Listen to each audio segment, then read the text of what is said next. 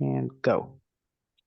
As a preliminary matter, this is Brian Sullivan, Chair of the Affordable Housing Trust. Permit me to confirm that all members and persons anticipated on the agenda are present and can hear me. Members, when I call your name, please respond in the affirmative. Tom Dixon, Here. Eddie Dye, Here. Rima Sherry, Here. Chantal Murphy. Here. And I think that's good. Staff, when I call your name, please respond to the affirmative. Christy Ferrantella, Here. Vicky Marsh, Here. Alice Ramos. Here. Anticipated speakers on the agenda. I have I don't see Ann from Housing Nantucket. Caleb, are you making a presentation for Housing Nantucket? I'm here. Ann's here. Oh, great. There you go, Ann. And Andrew Burrick, can you hear us today? I hear you guys. Thanks, Brian. Great. Thanks, Andrew. Good afternoon. This is an open meeting of the Affordable Housing Trust is being conducted remotely pursuant to Chapter 2 of the Acts of 2023. Ensuring public access does not ensure public participation unless such participation is required by law. This meeting will feature public comment. For this meeting, the Affordable Housing Trust is convening via video conference via the Zoom app as posted on the town's website, identifying how the public may join. Please note the meeting is being recorded and all attendees are participating via video conference. Accordingly, please be aware that other folks may be able to see you, and take care not to screen share your computer. Anything you broadcast may be captured by the recording. All supporting materials that have been provided members of this body are available on the town's website. Unless otherwise noted, the public is encouraged to follow along using the posted agenda. Unless we note otherwise, we'll turn to the first item on the agenda. Before we do so, permit me to cover ground rules for effective and clear conduct of our business and to ensure accurate meeting minutes. I'll introduce each speaker on the agenda. After they conclude their remarks, we'll go down the line of members. To provide any comments, questions, or motions, hold until your name is called. Please remember to mute your phone or your computer when you're not speaking. Please remember to speak clearly in a way that generates accurate meeting minutes. For any response, please wait until the floor is yielded to you and state your name before speaking. If you members wish to engage in conversation with other members, please do so through the chair. After members have spoken, the chair will forward public comment to the members of the public who have joined the meeting via Zoom. Members of the public who wish to speak must state their names and be acknowledged and speak to the chair. Finally, each vote in this meeting will be conducted by a roll call. With that, we'll move to the first item on the agenda, which is an approval of the agenda. Does anybody have any changes, edits, or additions to the agenda as it's written? Seeing none, I'll look for a motion to approve the agenda. Motion to approve, Mr. Chair. Second. Second from Chantal by roll call. Tom Dixon, Aye. Eddie Dye, Aye. Rima Sherry, Aye. Chantal Murphy, Aye. and Brian Sullivan's an aye. We will move to the approval of the minutes. I just need to get to my list. January 9th.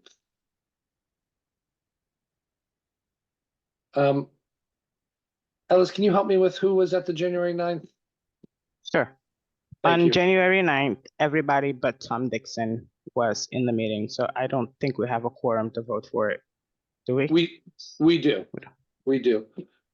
Is there a motion for the meetings of January 9th? Looks like motion from Rima to approve. I'll second. Oh, well. Sorry, Rima, go ahead for discussion. With the correction of the spelling of my last name in these minutes. I fixed that. Approve. Oh, you did? Okay, great. Thank you. So with that correction, Rima, is that a motion to approve? Yes, yes. And Penny, the second is still there? Yep. Vote by roll call. Rima Sherry, Aye. Penny Dye. Aye. Everybody's moving. Chantal Murphy. Aye. And Brian Sullivan's an aye. February 6th, do we have? No, there's only Four. 4 members present and one of them's not here. Okay, so we'll carry that one over. February 13th. We had, again, only 4 members and 1 is not here. Okay, February 20th. Everybody was present. Great. Is there a motion for the meeting minutes of February 20th? 22nd? Is it the 22nd or the 20th? The agenda says the 22nd. My agenda says the 20th. Mine does as well. Yeah, my agenda says, mine says the 20th Really? too. Yeah, it says February 20th, 2024, all trust members was present. Oh, you know what? I'm looking at an old agenda. Sorry. It's okay. I'll move approval for February 20th. And I'll second it. Great. And you said everybody was here. So vote by roll, Penny Dye, Hi, Rima Sherry, Aye. Tom Murphy. Aye. Tom Dixon, Aye. and Brian Sullivan's an aye. Meeting minutes of March 19th. Also, all the members was here. Great. Is there a motion and a second? So moved. Second. And by roll call, Penny Dye, aye, Rima Sherry, Aye. Tom Murphy, Aye. and Tom Dixon. Aye. Brian Sullivan's an aye. Closing approval of the minutes, we will move to announcements. Christy, do you want to take this announcement? Did you disappear? I'm here. Oh, Can you see me now? there you are. Okay, Okay. sorry, my board keeps shuffling. It's like I'm having a hard time keeping track. Go ahead. That's okay. So I'm just gonna share my screen quickly. We just had a request from the land bank, in an attempt to reach more people in the community, to let people know that they have a community garden plot and they're doing a lottery. And so you can either scan this code or go to their website to be entered into the lottery. And this is a great option for renters in the community to have garden space to plant. And the lottery applications are due by April 30th. I'm just gonna leave this a second. So while it's recording, you can get the QR link and then I'll stop sharing. Awesome. Thank you, Christy. Any other announcements? Seeing none, we'll go to public comment. Are there any of the members of the public that would like to have public comment today?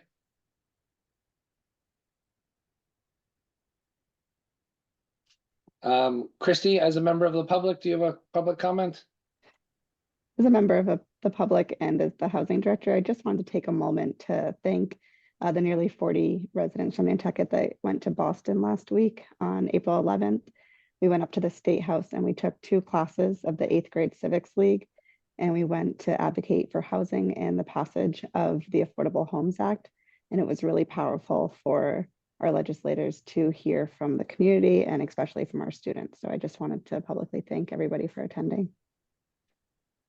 Yes, as Tom says. Thank you, Christy, for making the trip. Ellis, thank you for making the trip and shepherding everybody through. You're welcome. It was great. Anybody else need an opportunity at the public comment? Seeing none, we'll close public comment for today. Go to CCAP applications. The first one we'll take up is 10 Field Ave, the Hernandez family. Wait, where'd everybody go? Ellis, do you have a complete packet? From Mr. Manolo Hernandez, I have a complete packet. Great. Are there any members of the board with questions? Okay, is that Manny's iPhone? Is that the applicant? Yes. Would that you is. like an opportunity to share anything? I just want to say thank you for the opportunity. Great. Any members of the board with a motion on the application? yeah, I'll make a motion to approve the application for CCAP assistance for 10 Field Avenue. Second. Great, thank you, Tom. Any discussion? Seeing none, vote by roll call. Penny Dye, Aye, Rima Sherry, Aye. Tom Murphy, Aye. Tom Dixon, Aye. and Brian Sullivan's an aye. Thank you, Mr. Hernandez. Good Thank you, luck. sir. Thank you, guys. Thank you, guys. Application for Sasha Barman Elliott, 21 Beachgrass Road. Ellis, you have a complete packet? for I don't application? have a complete packet from her yet, but we are in communication, and as soon as she gets the 2 things that she's missing, she will bring them here. So I will Okay. suggest that we could, you guys could approve them pending completion of the application, if that's okay with. Wait, what are the items, just so we identify it?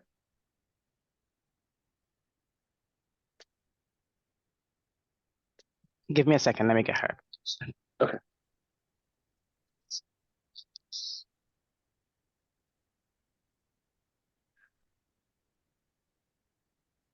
Ms. Elliott, while Alice looks for the paperwork, do you have anything you'd like to share with the group?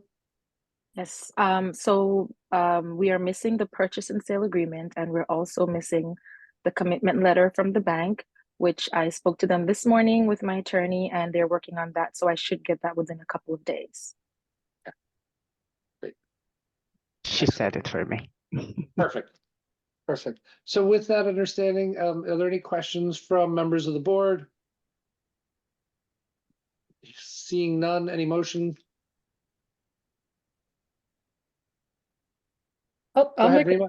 Oh, go ahead, Penny. I'll make it just because I'm unmuted. I make a motion to approve the closing cost assistance request for Sasha Barham Elliott at 21 Beachgrass Road. Is there a second? Second. Great, second from Tom. Any discussion, questions? Seeing none, vote by roll call. Penny Dye. Aye. Rima Sherry. Aye. Chantal Murphy. I'm going to recuse myself because I know them personally, but congrats to you, Sasha and Damien. Awesome, Thank thank you. you. Tom Dixon Aye. and Brian Sullivan's an aye. Sasha, good luck with the rest of the process. Thank you so much, and thank you You so much got for it. the opportunity. All right, we will keep in touch. Yes, Item number 7, approval of consent for 52 Skyline Drive review and action. Vicky, do you want to start with this one or would you like Christy to open? So Christy has, she can open, she has all the information as far as the, well, you know, the mortgagee that's pending. Yes. So this is a previous CCAP recipient that is requesting a home equity line of credit through their bank. And because we provided the closing cost assistance, the trust needs to provide consent as written permission for them to have any additional loans on the property. And so it's something that Vicky is currently working on. And while we don't have the consent draft today, I would ask that you approve it and basically provide the opportunity for Vicky and I to work on those documents and get them to the bank as soon as possible. Okay, great. Thank you, Christy. Members of the board with questions for Christy and or Vicky? Yeah, I have a quick question, if I Yeah. might. So this is just about because we hold a restriction that we have to be notified? I feel like I'm missing something here. We had a mortgage Yeah, on it. that's right, So okay. because of the mortgage, we have to allow, they have to get our consent. Thank you. And basically it's the closing cost assistance mortgage, right? Correct. Yeah, Yep. so we're subordinating to the new mortgage, I guess, is basically what is happening here. Okay, Correct. thank you. Any other questions or is anyone prepared to make a motion?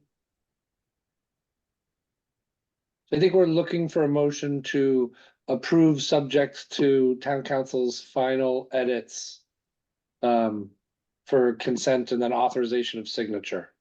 That sounds like a really good motion. I'll make that motion. Great. I'll second. Thank you, Penny. Thank you, Shanta. A vote by roll. Penny Dye, Aye. Rima Sherry, Aye. Chantal Murphy, Aye. Tom Dixon, Aye. and Brian Sullivan's an aye. Plugging along, we're on item 8, review and approval of loan documents for Richmond Great Point Development LLC. Vicky's raising her hand, sorry. Oh, Brian. sorry, Vicky. Sorry, I just realized, you moved too quickly for me. Sorry. I wanted to make sure that you or the vice chair are authorized to sign this on behalf of the trust. I So- meant to put that in my motion that Sully made. So let's revote that motion with a friendly amendment for the chair or vice chair to sign the consent. That's what I. Work, Vicky? Correct. Does that work, Penny? Yeah, yes. Okay, so new vote by roll call. Penny Dye. Aye. Rima Sherry, Aye. Chantal Murphy. Aye. Tom Dixon Aye. and and Brian Sullivan's an aye. Okay, now we'll move on to item 8. Review and approval of loan documents for Richmond Development LLC for the construction of 7 units at Sandpiper 1 and Sandpiper 2.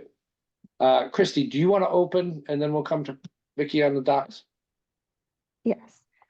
So as the trust remembers, was in our January meeting, we approved a short-term $3.1 million loan to Richmond to accelerate the production of their units for home ownership in Sandpiper 1 and Sandpiper 2. So these are the documents to approve and execute, so we can move forward with distributing the funds for the project.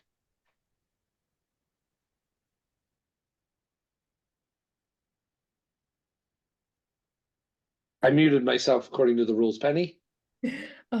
Just through you, Mr. Chair, to Vicky or Christy, what, when we say short term, can you just re-explain the term and also the interest rate? And I know that you probably talked to the finance director about this. Yes, so I've reviewed the terms of this loan with Brian Turbot, the finance director. So the term is 18 months, an 18-month term, and the interest rate is 6.25%. Okay.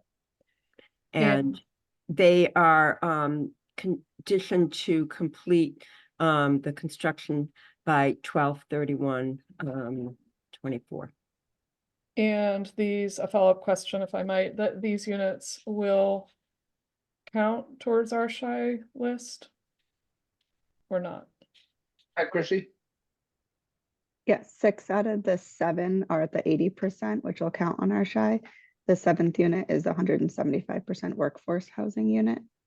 So it will not be on the shy list, but all of them are working to help us stay in safe harbor for the end of this year. Thank you. Vicky, I have one last question on the loan. Is it a full balloon payment at the end of the 7th purchase, or are there partial payments as each closing? So as each unit is sold, they are to use the net proceeds for the payment towards the principal. And then at the end, the loan is to be paid off with the 7th. Great. Any other questions for the board? Mr. Burek, do you have any commentary you'd like to offer before I look for a motion? Thank you for addressing me, Mr. Chair. Only to say thank you to everybody for their participation and consideration through this process. We obviously appreciate your attention to our project and all the assistance you've lent up till now, and we look forward to continuing to have a great relationship with the Affordable Housing Trust Fund. So thank you. Thank you, Andrew. Are there any members prepared to make a motion? I think Vicky, if I have this right, we're looking for a motion for the chair or the vice chair to execute loan documents as prepared for the construction of 7 units at Sandpiper 1 and Sandpiper 2. Am I close? I'm getting a positive head shake, but you're on mute. And Rima, I think you're ready to go. I will say so moved. In a second. Ellis has a question before I continue to look for the second. Go ahead, Ellis. Could you just repeat the motion for me, please? Sorry. I think the motion was to authorize the chair or vice chair to execute the loan documents related to the 7 units at Sandpiper 1 and Sandpiper 2 as prepared by town council. Go ahead, Penny. Yeah, we should probably throw in there to approve and execute. And I'll second that. Okay. So any discussion? So we have the motion made by Rima, seconded by Penny, vote by roll. Penny Dye, Aye. Rima Sherry, Aye. Tom Murphy, Aye. Tom Dixon, Aye. and Brian Sullivan tonight. Item 9, ATM, annual town meeting housing articles. So I think we've covered a fair amount of these, but today we're going to hear a presentation from the sponsor of one of the articles. Is that right, Christy? Yes, so at March, we had reviewed a lot of the articles, but it was still being reviewed by the planning board. And that's Ann Cuspa's citizen warrant article. It's Article 58, which I just realized is not the one that's in your packet, so I do apologize. But I wanted to hand it over to Ann to give us a kind of quick synopsis of the intent of the article and how it moved through the planning board and FinCom. Thank you, Christy. Ann, the floor is yours. Thank you. Ann Crispa here, Housing Nantucket. This is an article that I presented as a citizen because, of course, we can't present an article from an organization. So that's why you'll see it as Ann Cuspa Citizen Warrant article. But essentially, this article, which is Article 58, it requires a developer who is building either housing through subdivision of land within a flex development or workforce home ownership housing to, well, there's three conditions. It would be through the subdivision of land, if they're constructing dwelling units within an apartment building or workforce rental community, or third, developing commercial space greater than 5,000 square feet.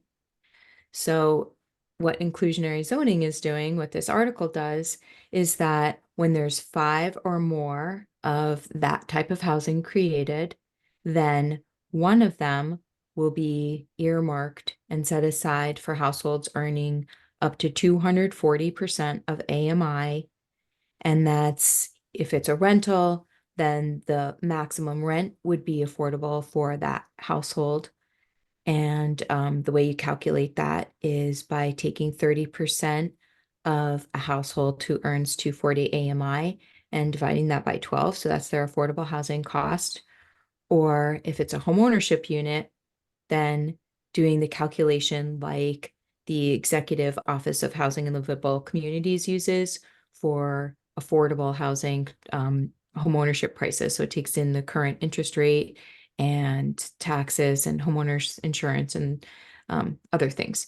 So this would be calculated and overseen through the planning board's special permit process. And so the planning board is going to weigh in and they're going to be the regulator of this. But essentially, it's going to create new housing units from the housing that's already being built. And the reason why we chose this higher level of income restriction was because it doesn't impose a very large subsidy of the developer. So that's something that we felt was important because the 240 AMI households or households earning up to 240 AMI, there's not a lot of options for them. And there's not a lot of programs that are geared towards creating that type of housing. So it was a win-win because the developer didn't really have to subsidize very much. The housing was already getting built and we're creating new housing for the 240 AMI workforce, which can be up to 2 earners or just, if they're higher level professionals, they're going to be earning too much for existing affordable housing programs, but not enough to afford the market rate homeownership opportunities, very few that are out there.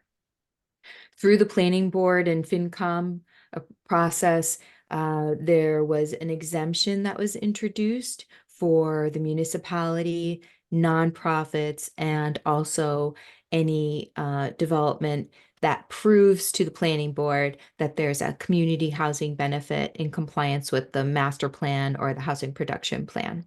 So that's what this article is all about. And I'll take any questions if anyone has any, but we think it's going to make a difference. I don't know, it's not going to be a huge difference, admittedly, but it's something, and many communities across the Commonwealth already have inclusionary zoning on the books, and it does create and capture some units. So we're pleased about that.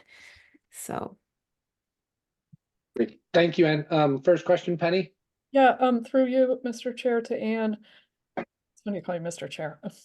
Whatever. Anyway, and when you talked about when you said commercial development of more than 5,000 square feet, you mean construction of more than 5,000 square feet in one development? Yes, Okay. new construction. or renovation or retrofitting, rehab? No, that got nixed. I'm looking at the actual language around that. A lot of it got changed through the planning board's review process. So, just sort of follow-up question. That's okay. I just wanted clarification on that when you said 5,000 square feet. I didn't know if you meant land or construction.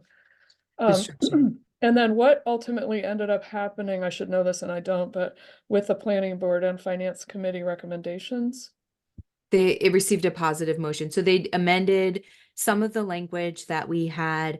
Basically, there was, I don't know if you want a huge backstory, but there was a decision and town council was consulted to see if requiring a special permit was necessary for subdivision of land, and the town council advised that it exposed the town to various lawsuits that due to this recent decision. So that part got taken away. So it's like it has to do with subdivision law. And then also this it's a waiver, an allowance for a waiver if the housing is community housing that is found to be in furtherance of the master plan and the HPP. So Okay. those were the two big ones. Okay, thank you. And then just to follow up quickly, did anybody do any research on how many units this would have provided to the community last year, say, or the last 3 years? I did, but then the bylaw got amended through this planning board process. So I don't know how many this is actually going to create because of these little tweaks. Okay, thank you. That's it for me. And I have two questions. One is a follow-up on the commercial question, right? So in a major commercial development that housing is not necessarily allowed when it's over the 5,000, or just as an accessory use to like an industrial, how does the developer solve for the creation of the unit in that scenario? They would have to build a unit. They would have to include the creation of a unit within their commercial plan. Okay, I guess my point is some commercial zones that are like industrial warehouse that will be over the 5,000 square feet would not allow for the housing component. Is there an option to do either money or an off-site solution? Off-site, yes. Money, Okay. no. Okay, cool. Within 2 miles is the perimeter. Which is basically everywhere, sort of. Okay, cool. The offsite option, I think, is important for solutions that can't be provided on site. So that's a good one. Anybody else have any questions? Okay, seeing none. Anne, thank you for putting it together and submitting it. Absolutely. It was a group effort, so I appreciate everyone in this room who participated in that. Awesome. Anything else on the item, or shall we close and move on? Christy, any other articles you want to touch on? No? Nope, that was the only one that we didn't get a chance to review at the last meeting. Awesome. Thank you, Anne. ATM Select Board Quarterly Report, January through March. Christy, we'll kick to you. Perfect. So starting this year, I've asked the select board if we could make quarterly updates to them to give them an update as to what the trust has been up to. So in your packet, and I can share my screen, was an update of what we've done over the past 3 months. So I just gave you a kind of draft of what I'd be reviewing, and I'll be presenting at the May 1st select board meeting. So that's a week before town meeting. And we will be posting an agenda if anybody from the trust wants to attend. But this just kind of goes over the major highlights from the quarter in terms of what we've accomplished. One of the big things is we did have bond counsel and our financial advisors attend our February meeting.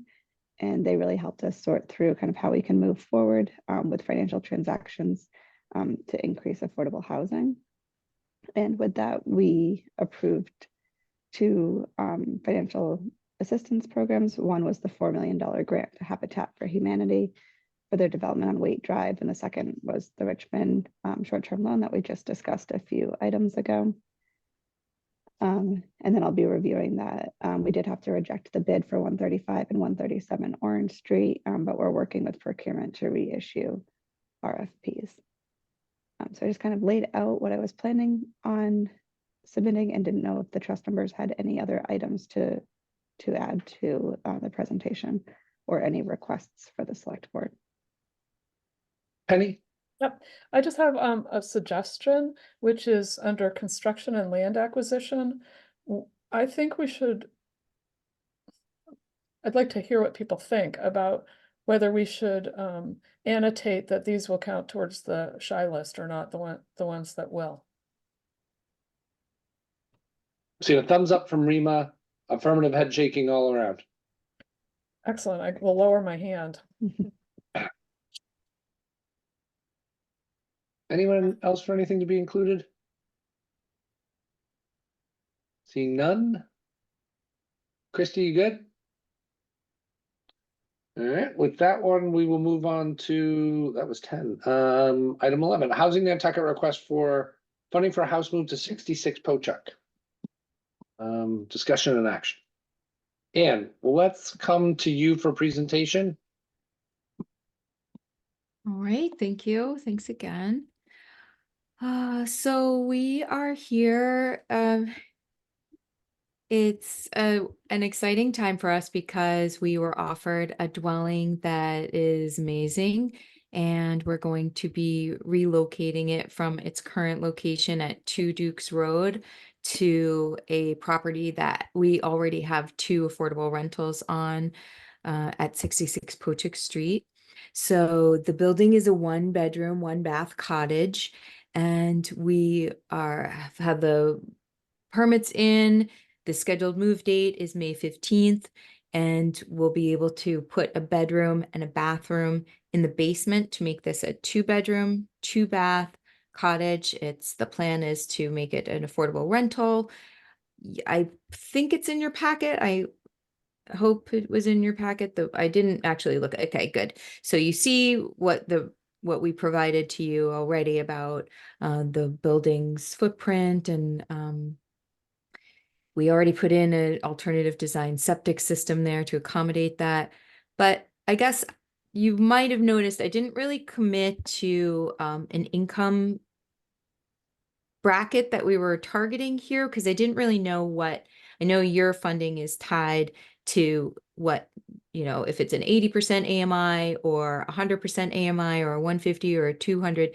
So left that a bit open, but I think you'll see from the pictures of the dwelling, it's in great shape, and any family is going to be really excited to be able to rent this home. And we created a budget. We think that it'll cost us about $560,000 to get the house moved over to the new location, do all the rehabbing, get a full basement foundation in there.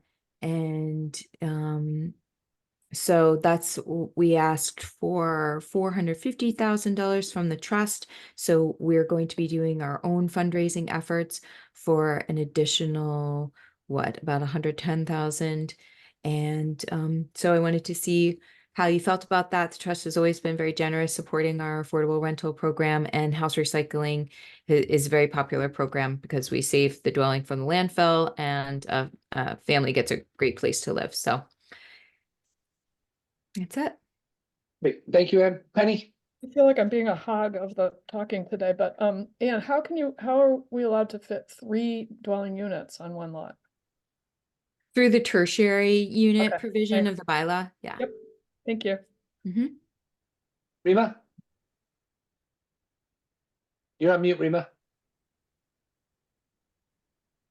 The dogs have been barking. I didn't see a site plan. Where on the lot? This is in my neighborhood, just down the street from me, and it's Pochuck Ave. And I was just wondering where it's going to go on the lot.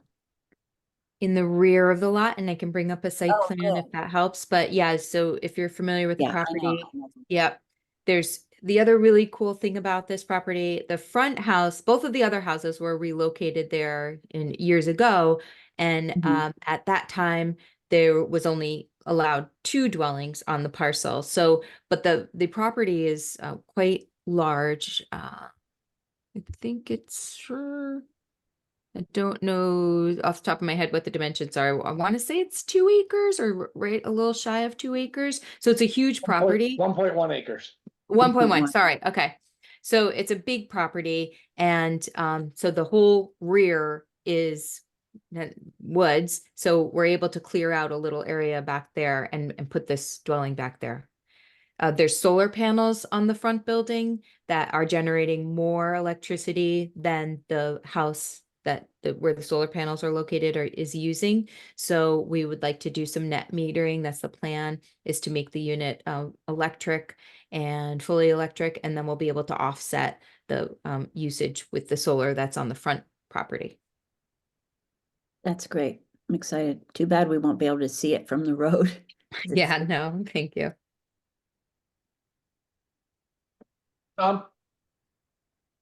And if you might just talk a little bit about the house recycling program, the documents that you prepared that are in our packet are excellent. And it looks like it takes about a year to get something like this up and running I know the fundraising thing adds a little bit of because it's not exactly straightforward, but general time frame. And it seems to me that there's a lot of moving parts here and trying to line everything up in time frame and all that stuff. You talk a little bit about this reminds me a lot of we talked when I used to be on the board of Habitat. We would kind of go through these things and kind of just generally, if you could speak about how this works and the kind of successes, et cetera, and difficulties, please.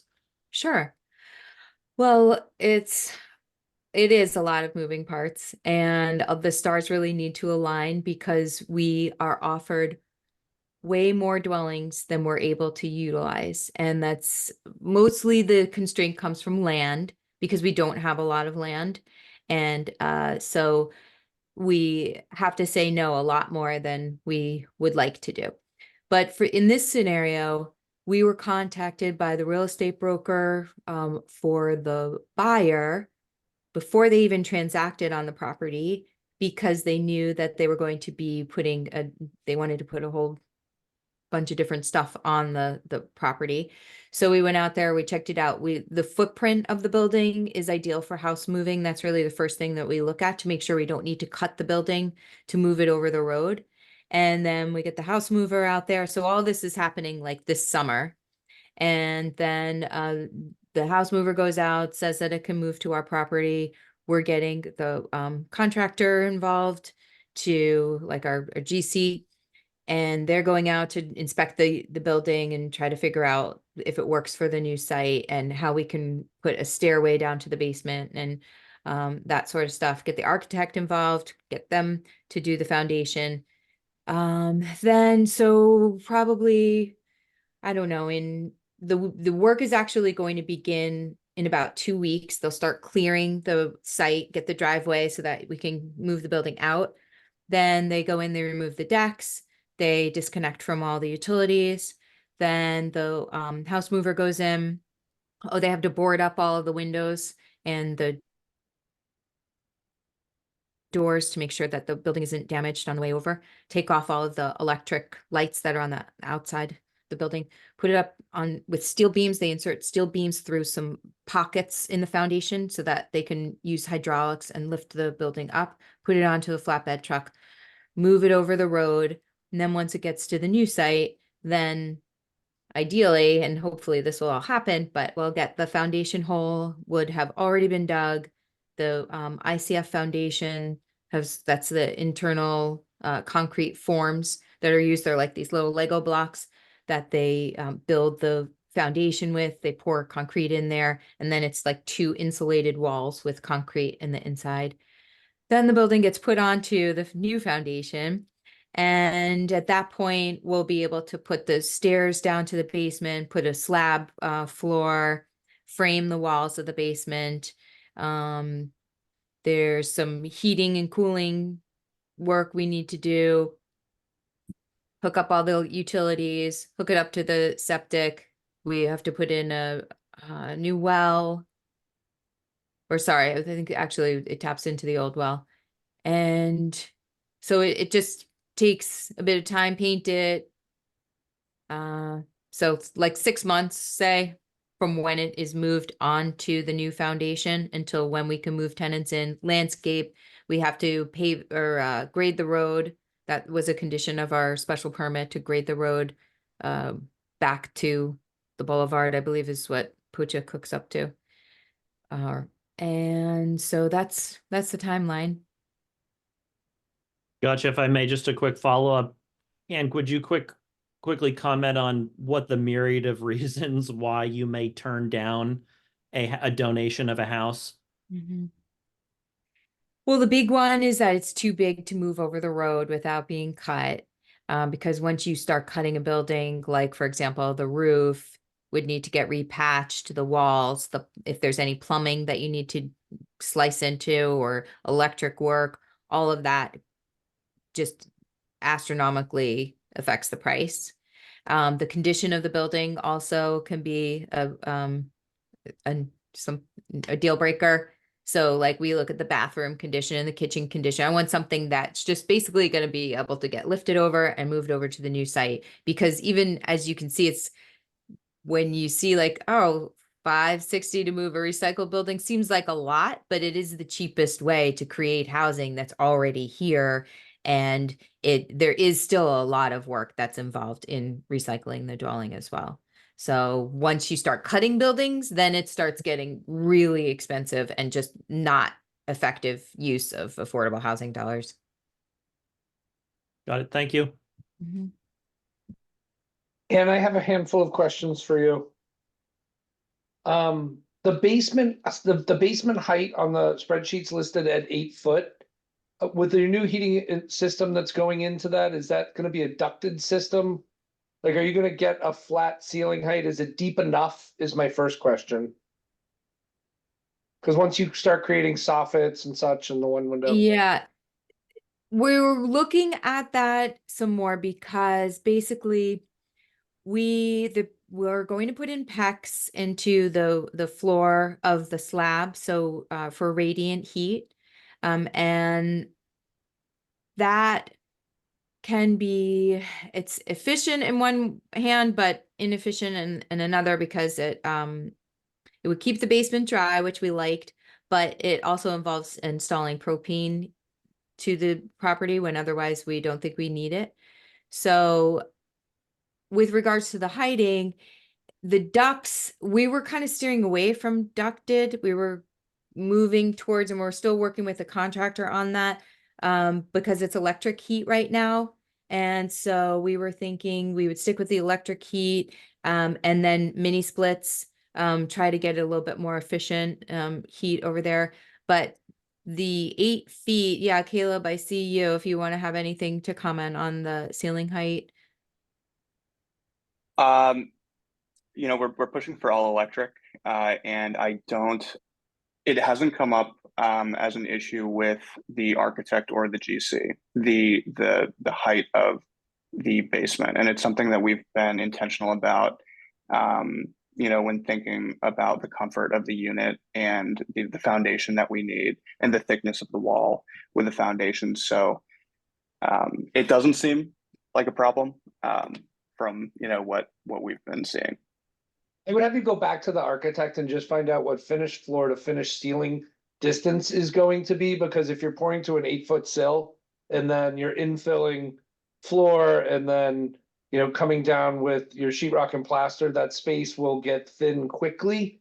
And so it's just something worth investigating while you're this early. If you're adding on 6 inches, or because the type of foundations you're doing, you can do them incrementally taller, not significantly. True, whole foot, So- yeah. So that was just one thought on a detail, but I'm going to jump back to some other questions. Is you haven't committed to a percentage on income level on this property. So I've got a handful of questions related to that. Are the other units restricted at certain income levels? what are you proposing as a restriction level on this one? And where I'm going is, what is the income stream on this property as a whole? And is there any existing debt service on 66 Pocheck? And so, my final question on that is, what does property maintenance look like here? Like, are you able to carry debt service out of 3 rental units on this property? Well, we don't look at it like that. We look at it as all of our properties across the board is kind of, we look at it as the affordable rental program. So we're not really looking at each property and seeing if the debt can get supported, because we don't want to have debt on our properties. That's what we're trying to create the units within, the amount of money that we can raise through private fundraising. So there's no mortgage on this property. And what is your other question? What is the rent that is? What is the proposed rent that would come out of these 3 dwellings on a regular basis, right? Like, I appreciate that you want to be debt free. Who doesn't want to be debt free? But you could be producing significantly more units if you managed debt on individual properties like this in a way that, was safe and healthy. While I appreciate looking at the income on a balance sheet on all the properties, if we looked at this one individual title and had some level of debt on it, you could accomplish this here and more in other locations. It's true. It's just not our model.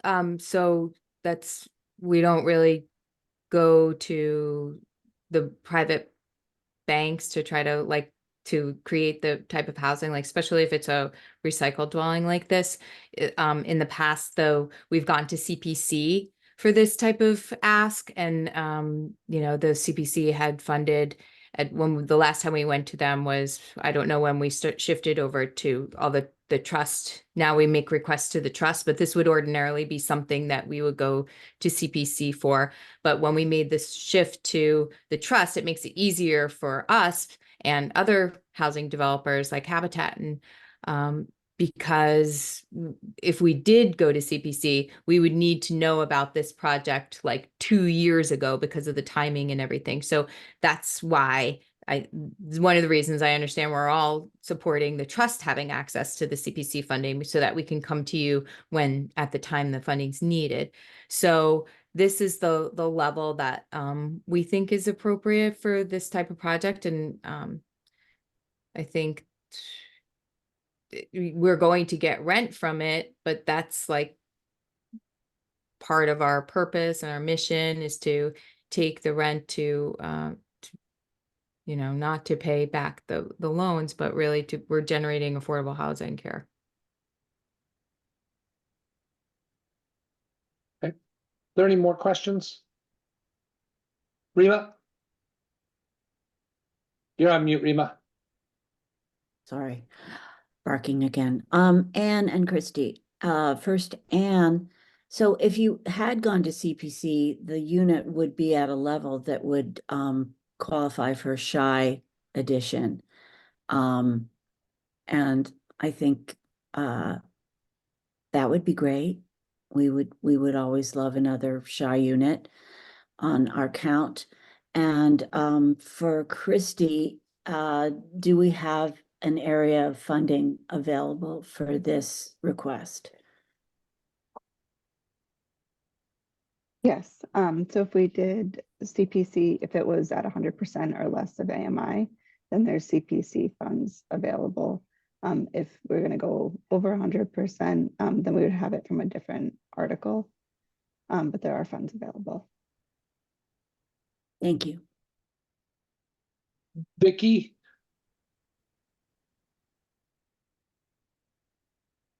So, and you're looking for a grant, correct? Correct. Okay.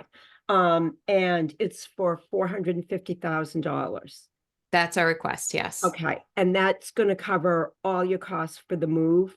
Is that correct? Well, the whole project is going to cost $560. Okay. So then it's going, and we don't really have it. This is going to be for this specific thing, but the cost, I think I provided the budget where it was 180 for the move and the foundation. And then beyond that was for the contractor. So if you needed it, are you saying because you need it reimbursable or how? I don't. Well, I'm trying to get a sense of what the funds are going to go for. I mean, it's not going for the entire renovation, move and renovation of the property. It seems like you have some certain specific things in mind. So you would have the move, the construction of the basement. Is that correct? Yes. About 80% of the construction costs listed on the spreadsheet. So they have a very detailed sheet from insulation, kitchen and bath updates, interior doors and windows. It's very specific as it's listed. Okay, great. And is there any existing deed restrictions on the property? Yes, there's a recorded deed restriction. Yes. What is it? What is it? Yeah. It's from years ago. It's I'll easily search it and provide it to you, but it's, I believe it's to the housing authority, but all of our properties have deed restrictions on them. And so when will you be looking for your funds? Well, like I said, May 15th is the house move date. So we put down deposit with the house mover. And then, I mean, the bills start coming in really right after that. There's certain milestones that the house mover needs to meet, such as digging the foundation, pouring the foundation, when the house gets put on the foundation, like that sort of thing. And then with the general contractor, it's a cost plus. So as he gets billed from the subcontractors, then he bills us and then we pay him. So that's the timeline that we provided. Everything will be due within the May, really it's already started. So from now through the end, when we get the COs, that's when we'll be paying our bills. So are you looking for disbursements as the bills come in? I mean, the way we've done it in the past, through these house recycling, you'll provide a certain amount up to, I don't know, I think the last one that you did was 46 Orkawa. And for that one, we actually came in under budget. So if you're looking for places, perhaps there's still money allocated because I believe you ordered like 350 for that one. And we came in at like 280, I think. But that was we weren't making a full basement and other things like that. So there are slightly different costs there. And that was also a couple of years ago. But so I don't know if you want to say, 60% now, 80% to 100% or some way to taper it out or whatever really works for you. I think that's, a decision that trust can discuss further. And then also the availability of funds. We'll have to just review with the finance director to make sure that the funds are available from the particular funding source that he'll want to take it from. I don't know, Christy, if you've discussed this with Brian at all yet. Yes, I briefed Brian on it. Brian Turbot, not Brian Sullivan. Just for clarity. Oh, I meant, I'm sorry. No, I know what you meant. I just wanted to make sure the public record was clear. And the other 2 units, are either one of those at a shy rate now? Is there a path to getting all 3 of these on the shy list? Well, we've done this in the past, and the way that I mean, of course, we need to get the Executive Office of Housing and Livable Communities, we need to get their approval. But the way that I know that it's happened is they'll let you do it in stages and phases, but the first unit has to be the shy listed unit. And then you can add units after that. And those can get added to the shy list, even though they're market rate units. But that's the way I remember it happening, that they needed us to do the shy first. So this would be different. I mean, we're open to it, So the other 2 units are not shy listed right now. But if we wanted to try to make this unit the 80% AMI unit and the other 2 units the market rate, you know, even though they're going to be rented affordably, then we could try for that. So if that's what you wanted to do, if you have your money in that 80% AMI and below.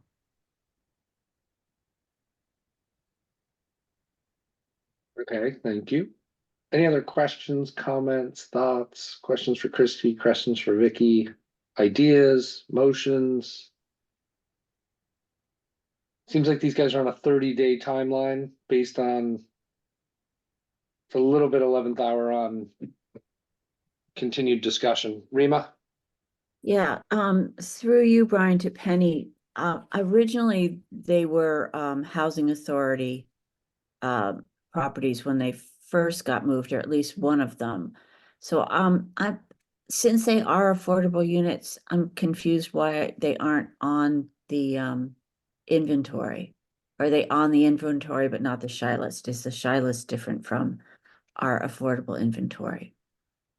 I'm not sure I can answer that question. All right. Yeah.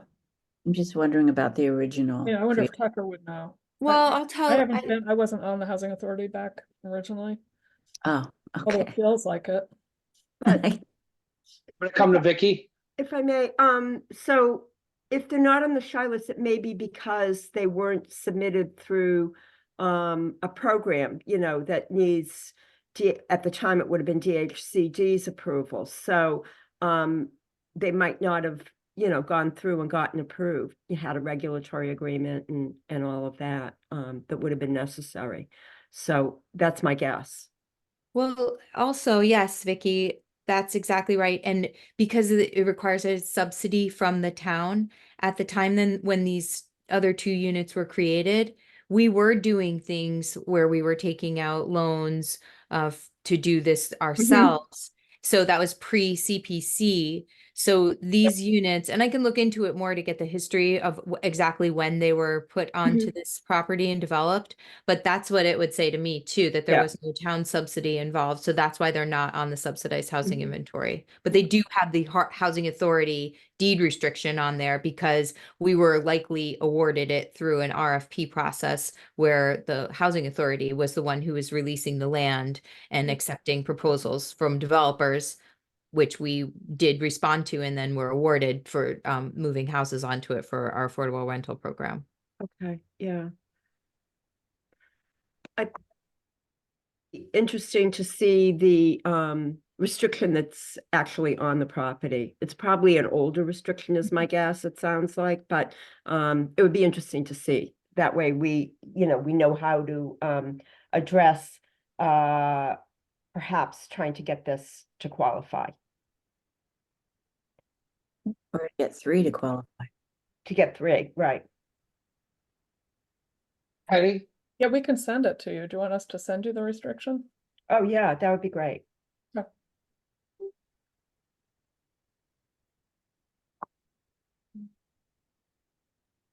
Christy, our next meeting is when? Looks like the 21st on here. The 30th of April. 2 weeks. Oh, okay. It just feels like for me personally, I feel like there's a lot of questions still to get answered. I don't know other members of the board. And Brian, Vicky? we need to go to the select board. Yep. Okay.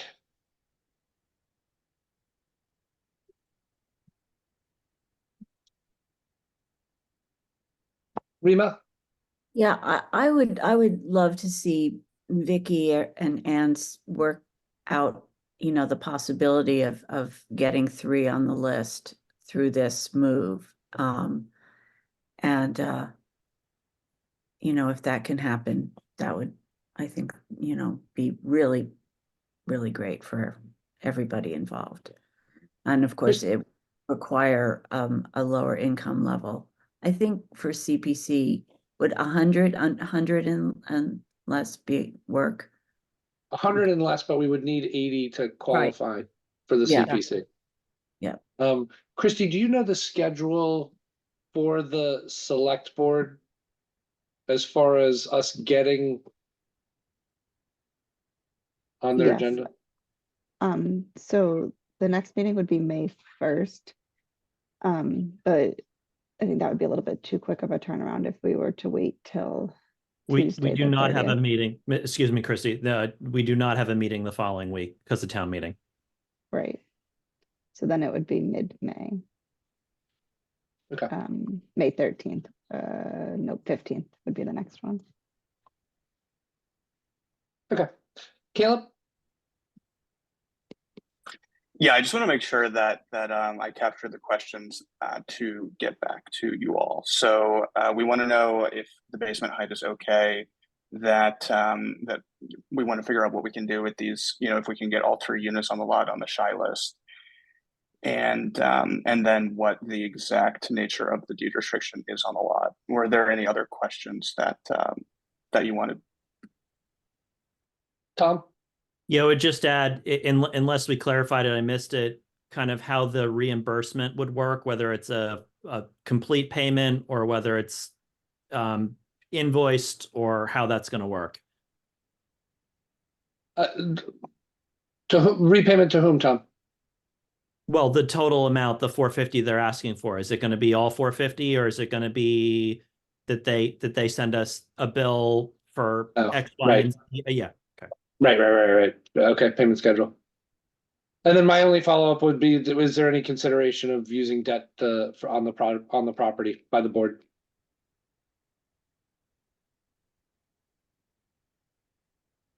Okay, so shall we leave this open, pick it up on the 30th on the agenda item then? Go from there. And Vicky and Ann, there's enough time there to communicate and figure out what we need to?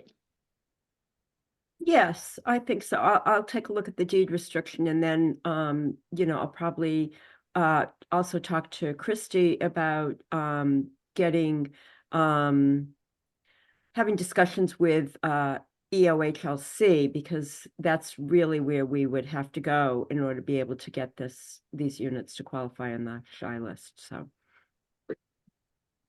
Okay, with that, where's the agenda? Pages from agenda. I have a request to hold the item 12, mine 12. Yes, item 12 to a future meeting date. Is that correct, Christy? Yes, so I can just give a kind of a quick update that we were accepting nominations through Friday. So Alice in the department is putting together the nominations, and we will be circling up at a future meeting. But the award will be announced at the beginning of annual town meeting on May 7th by the moderator, Sarah Alger. Great, thank you. Item 13, other business schedule for trust meetings 2024. There's a list of them in the packet. Is that an actionable item, or is it just kind of informational? There was the red, which are proposed, the black, which are the regularly scheduled. Anything? Yes, so we just need to have confirmation. Last month, the trust indicated that they were interested in having a second meeting a month. And so we just want to coordinate with the Zoom account for the town and make sure that all these dates are available. So let me just share my screen. And we just wanted to have confirmation that these dates work for the trust members. So we'd basically be adding it so that we'd be meeting the first and the third Tuesday of the month.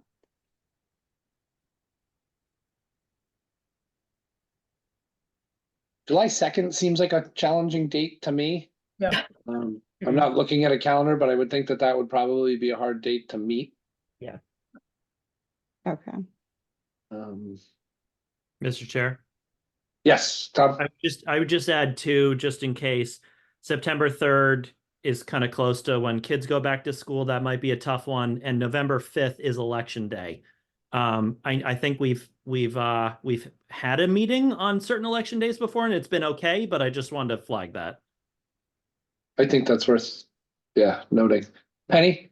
I just want to say, I like I like the format, Christy and Alice, of how you laid this out with the meetings in black are the regularly scheduled ones, and then if we need to hold the other ones, the red ones are the alternate dates. And I think that's helpful, but it would also be helpful to know, not 2 days before, but like a week before, if we are doing an alternate date. Just for So- scheduling. Thank you. Yes, if I could follow up, the intention would be that we would schedule these as Mhm. meetings, and then the red dates could always be canceled if there wasn't materials to be covered. But we seem to consistently need a second meeting each month. I also feel right now that meeting every 2 weeks is a more, I mean, our meetings are so long anyway. I just think it's a more prudent way to go. I think we've got a lot on our plate right now that's time sensitive. Thank you.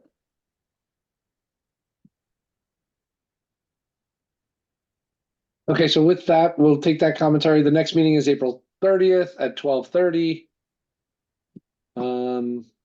There's one scheduled for May 21st. We'll move to board comments. Are there any comments from members of the board? Seeing none, we'll close board comments. I'll look for a motion. Let me read it. You don't have to, I have it in front of me. Oh, great. Thank you, Penny. All right. I'd like to make a motion that we end this regular meeting, not to return for the purpose of going into executive session to consider the purchase, exchange, lease, or value of real property where an open meeting may have a detrimental effect on the negotiating position of the public body. Second. Okay, second from Tom. Thank you, Tom. Motion from Penny by roll call. Penny Dye, Aye. Rima Sherry, Aye. Tom Dixon, Aye. John Todd Murphy. Shanta. Brian Sullivan's and I. No, you're good. You're good. Okay, with that, we'll move on.